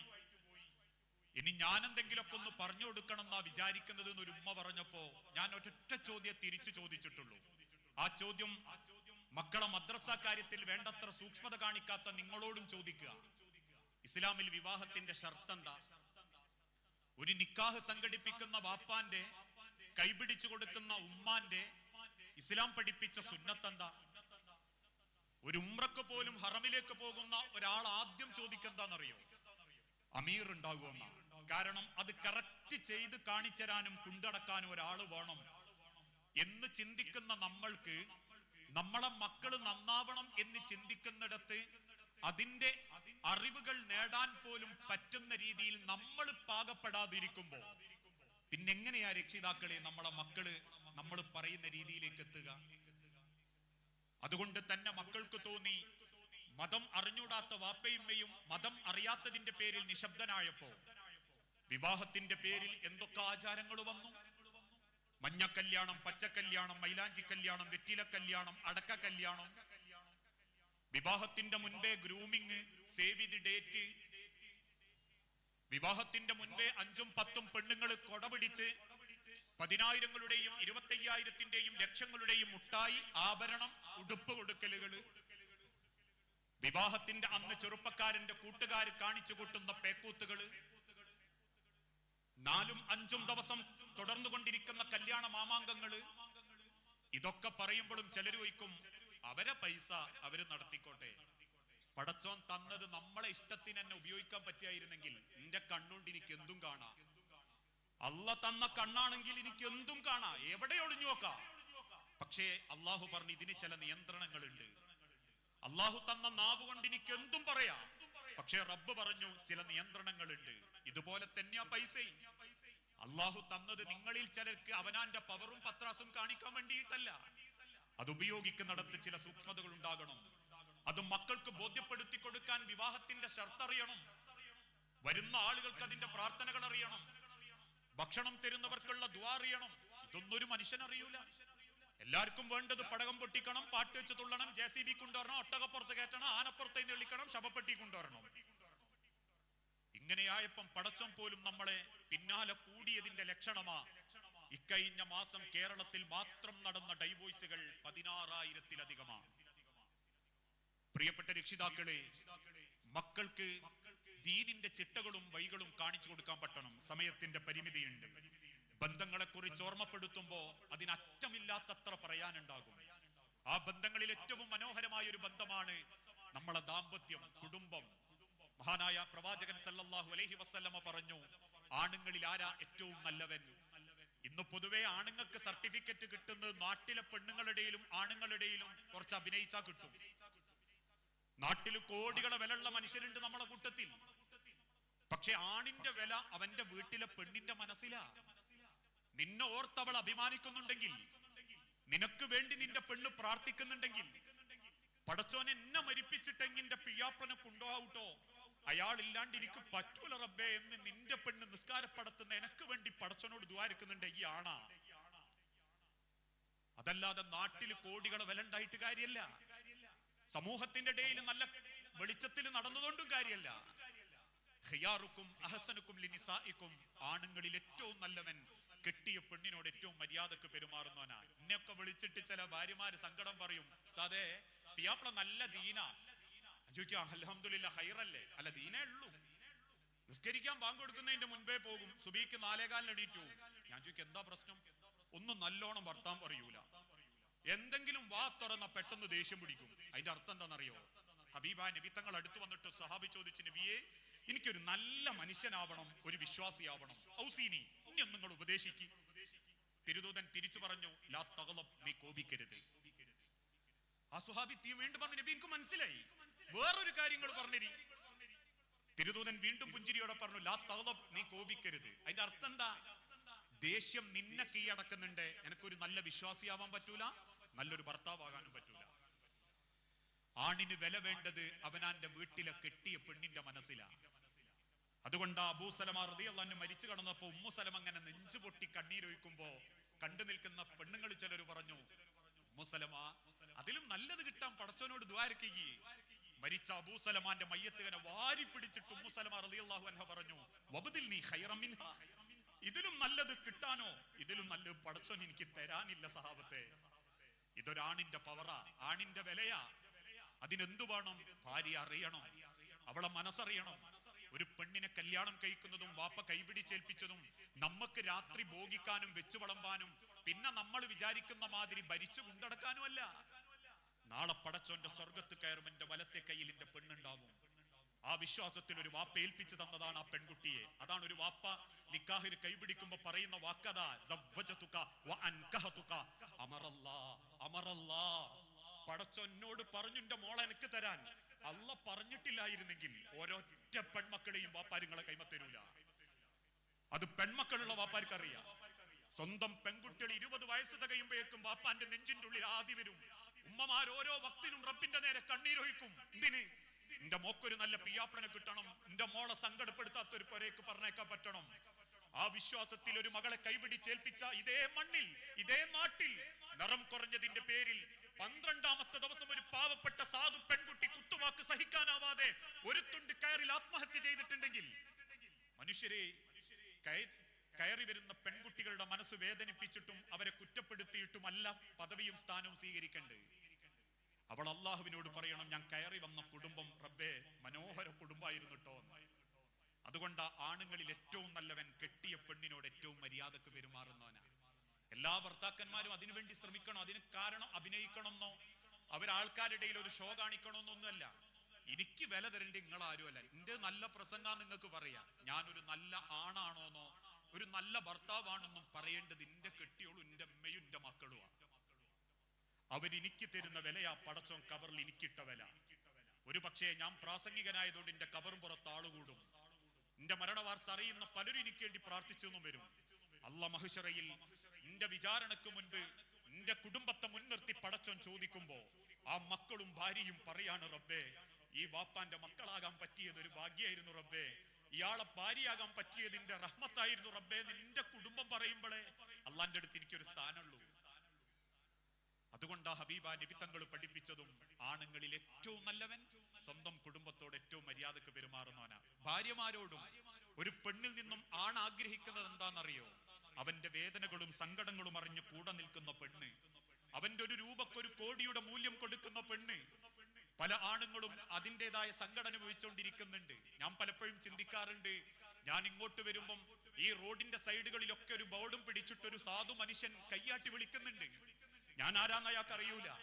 ഓരോ വാഹനത്തിന്റെ നേരെയും പ്രതീക്ഷയോടെ നോക്കി അറിയാത്തൊരു ജോലി ചെയ്യുന്നവനെ പോലെ ഒരു വലിയ പാന്റും അങ്ങ് വലിച്ചു കുടുക്കിയ ഒരു ബെൽറ്റും എങ്ങും എത്താത്തൊരു കുപ്പായവും ആർക്കോ വേണ്ടി വെച്ചൊരു തൊപ്പിയും പിടിച്ച് ഒരു പൊരി വെയിലെത്തി വെയിൽ കൊള്ളുന്ന ഒരു സഹോദരൻ, അവനും ആ വേഷം കെട്ടുന്നത് എന്തുകൊണ്ടാണെന്നറിയോ? ഉമ്മാരെങ്ങൾ പട്ടിണി കിടക്കാണ്ടിരിക്കാനാ. നിങ്ങൾക്ക് ഇപ്പോഴും കിട്ടുന്ന ഒരു ധൈര്യം ഉണ്ടല്ലോ 4 ആളെ മുൻപിൽ എഴുന്നേറ്റ് നടക്കാൻ, അത് നിങ്ങൾ ആണുങ്ങൾ ജീവിച്ചിരിപ്പുള്ളതുകൊണ്ടാ. നിങ്ങൾ കഴിക്കുന്നത് പോലും ഒരാണിന്റെ വേർപ്പത്തുള്ളി പറ്റിയതാ. നിങ്ങൾ ധരിക്കുന്നത് പോലും ഒരാണിന്റെ വിതുമ്പലിന്റെ മറവിൽ അവൻ കണ്ണീരുകൾ മറച്ചു പിടിച്ചതിന്റെ സന്തോഷമാ. ആ സ്വന്തം വീട്ടിലുള്ള ആണിന്റെ മനസ്സറിയാനും ഒന്ന് കൈ പിടിച്ച് മാറത്തേക്ക് അണച്ചുകൂട്ടി ഞാനുണ്ട് ഇങ്ങക്ക് എന്ന് കേൾക്കാനും കൊതിക്കുന്ന ഒരാണിന്റെ മനസ്സറിയാത്ത പെണ്ണ് നാട്ടിൽ ഏത് ഖുർആൻ ക്ലാസ്സിൽ ആഴ്ചക്ക് മാറി മാറി പോയാലും പള്ളിയിൽ നേരത്തെ വന്നിട്ടും കാര്യമല്ല. ഒരു ചരിത്രം കൂടി പറഞ്ഞ് ഞാൻ എന്റെ വാക്ക് അവസാനിപ്പിക്കുകയാണ്. അന്ന് രാത്രി അള്ളാഹുവിന്റെ പ്രവാചകൻ സല്ലല്ലാഹു അലൈഹി വസല്ലമ കയറി ചെല്ലുന്നത് ആയിഷ ബീവിന്റെ വീട്ടിലേക്കാണ്. 2 പേരും തമാശയൊക്കെ പറഞ്ഞ് ഉള്ള ഒരു റൊട്ടിയും കഴിച്ച് 2 ആളും ഇരിപ്പിക്കടന്നു. നട്ടപ്പാതിര നേരത്തെ എപ്പോഴോ ഞെട്ടി എഴുന്നേറ്റ് ആയിഷ ബീവി നോക്കുമ്പോ വിരിപ്പിൽ അള്ളാന്റെ ഹബീബിനെ കാണുന്നില്ല. മറ്റേതോ ഭാര്യന്റെ അടുത്തേക്ക് തിരുദൂതൻ പോയി എന്നൊരു വെപ്രാളം മനസ്സിലിട്ട് വീട്ടിന്റെ വാതിൽ തുറന്ന് ആയിഷ ബീവി കാണുന്നത് വീട്ടിന്റെ മുറ്റത്തിരുന്ന് വാ പൊത്തിപ്പിടിച്ച് കണ്ണു നിറഞ്ഞ് ശബ്ദം പുറത്തു വരാതെ റസൂൽ ഇങ്ങനെ കരയ. നബി തങ്ങളെ പുറത്ത് ചെന്ന് കൈവച്ചിട്ട് ആയിഷ ബീവി ചോദിച്ചു, റസൂലേ, നിങ്ങൾ വല്ല സ്വപ്നവും കണ്ടോ? കണ്ടു ആയിഷ. കണ്ടു എന്ന് റസൂലുള്ള പറഞ്ഞ ഒട്ടനെ ആയിഷ ബീവി ചോദിച്ചു, എന്നാ കണ്ടത് ഖദീജനെ ആയിരിക്കില്ലേ നബിയെ? റസൂല് പൊട്ടിക്കരഞ്ഞിട്ട് പറഞ്ഞു, അതെ ആയിഷ, എന്റെ ഖദീജാനെയാണ് ഞാൻ കണ്ട്. എന്റെ ഖദീജാനെ കണ്ട പിന്നെനിക്ക് ഉറക്കം വരൂലട്ടോ ആയിഷ. ഒരു പെണ്ണിന്റെ സ്വതസിദ്ധമായ ദേഷ്യത്തോടെ ആയിഷ ബീവി ചോദിച്ചു, റസൂലേ, എന്നോ മരിച്ച ആ കിളവി ഖദീജയെ നിങ്ങൾ ഇപ്പോഴും മറന്നിട്ടില്ലേ നബിയെ? ആ ഖദീജയേക്കാൾ ചെറുപ്പക്കാരികളായ എന്നെയൊക്കെ പടച്ചോൻ നിങ്ങൾക്ക് തന്നിട്ടില്ലേ? അന്ന് വരെ ആയിഷ ബീവിയോട് ദേഷ്യപ്പെടാത്ത റസൂലുള്ള വിരൽ ചൂണ്ടിയിട്ട് പറഞ്ഞു, ആയിഷ, നിനക്കെന്റെ ഖദീജയെ അറിയാഞ്ഞിട്ട. ഇന്നെന്നെ സ്നേഹിക്കാൻ നീ അടക്കമുള്ള ഭാര്യമാരുണ്ട്, ഭക്ഷണം തരാൻ 100 കണക്കിന് സ്വഹാബത്തുണ്ട്, കയറിക്കിടക്കാൻ എനിക്കൊരു വീടുണ്ട്. ഇതൊന്നുമില്ലാത്തൊരു മുഹമ്മദിനെ നീ ഒന്ന് ഓർത്തു നോക്ക ആയിഷ. ജനിക്കുന്നതിന്റെ മുൻപേ വാപ്പ മരിച്ചു പോയ ഒരു അനാഥൻ, 6ാമത്തെ വയസ്സിൽ ഉമ്മയും മരിച്ചു പോയ ഒരു യത്തീം, അവിടുന്ന് അങ്ങോട്ട് ആടുകളെ മേച്ചും ഒട്ടകത്തെ കറന്നും പുല്ലരിഞ്ഞും ജീവിച്ചിരുന്ന ഒരു സാധു ചെറുപ്പക്കാരനെ കൂടെ കൂട്ടിയവളാണ് എന്റെ ഖദീജ. 40ാമത്തെ വയസ്സിൽ പടച്ചറബ് നുബുവത്ത് തന്ന് വഹി തന്ന് എന്നെ ആദരിച്ചപ്പോ നാട്ടുകാരെന്നെ കരിങ്കല്ലുകൊണ്ട് എറിഞ്ഞു. ഒട്ടകത്തിന്റെ ചീഞ്ഞളിഞ്ഞ കുടൽമാലകൾ അവന്റെ തോളിലിട്ടു. ഭ്രാന്തനെന്നും ജാരനെന്നും വിളിച്ചവരെന്നെ പരിഹസിച്ചു. നാട്ടിൽ ആരുകൾ എന്നെ കുറ്റപ്പെടുത്തി എറിഞ്ഞോടിക്കുമ്പോഴും എന്റെ മുഖമൊന്നു വാടിയാൽ, എന്റെ കണ്ണൊന്നടറിയാൽ എന്റെ ഖദീജ വരും ആയിഷ. എന്റെ അരികിൽ വന്ന് ഖദീജ എന്നെ അണച്ചുകൂട്ടി എന്റെ മാറത്തേക്ക് കടന്നിട്ട് പറയുന്നൊരു വാക്കുണ്ട് ആയിഷ, കേൾക്കണോ? ആർക്ക് വേണ്ടെങ്കിലും നബിയെ, നിങ്ങൾ എനിക്ക് വേണം പ്രവാചക, നിങ്ങളൊരു നല്ല ആണും നല്ലൊരു ഭർത്താവുമാണ് എന്നിന്റെ ഖദീജ പറയുമ്പോ അതിന്റെ ഞരമ്പുകൾക്കൊരു ധൈര്യമായിരുന്നു ആയിഷ. ആ ധൈര്യമാണ് ആയിഷ ഇന്നും മുഹമ്മദിനെ ഇങ്ങനെ നിർത്തുന്നതെങ്കിൽ, ആകാശം ചൂണ്ടിക്കാണിച്ച് പടച്ചോൻ എടുത്തോന്ന് പറഞ്ഞാൽ ഞാൻ എന്റെ പടച്ചോനോട് തിരിച്ചു ചോദിക്കും, റബ്ബേ, ആകാശത്തിന് പകരമായി നീ കൊണ്ടുപോയ ഖദീജാനെ ഒരിക്കൽ കൂടി എനിക്ക് തിരിച്ചു തരുമോന്ന്. അത്രക്ക് ഇഷ്ടായിരുന്നു ആയിഷ എനിക്ക് എന്റെ ഖദീജയെ. ഇതൊരു പെണ്ണിന്റെ സമ്പാദ്യ, മരിച്ചാലും മായാത്ത ഭർത്താവിന്റെ മനസ്സിലുള്ള സമ്പാദ്യം. അത് നേടാനാ അമ്മാരെ കുടുംബം, അത് വാങ്ങാനാ മക്കൾ. അല്ലാതെ ആലീസ് മട്ടിലെ മാനോറിസ കൊട്ടാരങ്ങൾ ഉണ്ടാക്കി ആളെ കാണിക്കാൻ മത്സരിച്ച് ജീവിച്ച് അവസാനം തിന്നും കുടിച്ചും രമിച്ചും ഫാഷനബിളായി ജീവിച്ച് മരിക്കാനല്ല ദുനിയാവ്. ജീവിച്ചതിനേക്കാൾ കുറവായി എനിക്കും ജീവിക്കാൻ. ഒരൊറ്റ വാക്കും കൂടി, ഈ ഇരിക്കുന്ന എത്ര പേർക്ക് പന്റെ വല്യാപ്പാന്റെ വാപ്പന്റെ പേരറിയാം? എന്നോടൊരാൾ ചോദിക്കുമ്പോ ഞാൻ പറയും, എന്റെ വാപ്പന്റെ പേര് അബ്ദുറഹിമാൻ, വാപ്പന്റെ പേര് പോക്കുട്ടി സാഹിബ്. ആ പോക്കുട്ടി സാഹിബിന്റെ വാപ്പന്റെ പേര് എനിക്കറിയൂല. ഈ ഇരിക്കുന്ന എത്ര മക്കൾക്കറിയാം? വാപ്പന്റെതറിയാം, വല്യാപ്പന്റെതും അറിയാം, അതിന്റെ മേലേക്കറിയൂല. അതിനർത്ഥം 150 കൊല്ലങ്ങൾക്ക് മുൻപ് ആരും നിങ്ങളെ അറിയേല, ആർക്കും നിങ്ങൾ അറിയേയില്ല. 150 കൊല്ലങ്ങൾക്ക് മുൻപ് ഒരാളും നിങ്ങളെ പറ്റി ഓർത്തിട്ടില്ല. അന്നുള്ള ആളുകളെ ഇന്ന് നിങ്ങളും ഓർക്കുന്നില്ല. ഇനി അങ്ങോട്ടൊരു 150 കൊല്ലം കഴിഞ്ഞ എന്റെ മോൻ അബ്ദുള്ളാക്കിന് അറിയാം, ഒരുപക്ഷെ അബ്ദുള്ളാന്റെ മക്കൾക്കും അറിയാൻ പറ്റും. ഒരു 125 കൊല്ലം താഴേക്ക് പോയാൽ, മുന്നോട്ട് പോയാൽ എന്നെ ആർക്കും അറിയേല. ഈ ജീവിച്ചിരിക്കുന്ന മനുഷ്യരുടെ മനസ്സിലെ ഞാനുങ്ങളുള്ളൂ, ഈ ജീവിച്ചിരിക്കുന്ന മനുഷ്യരുടെ കൽബിലെ ഞാനുങ്ങളുള്ളൂ. ഈ ജീവിച്ചിരിക്കുന്ന മനുഷ്യരെ എനിക്കും മയ്യത്തസ്കരിക്കാനും വരാനുള്ളൂ.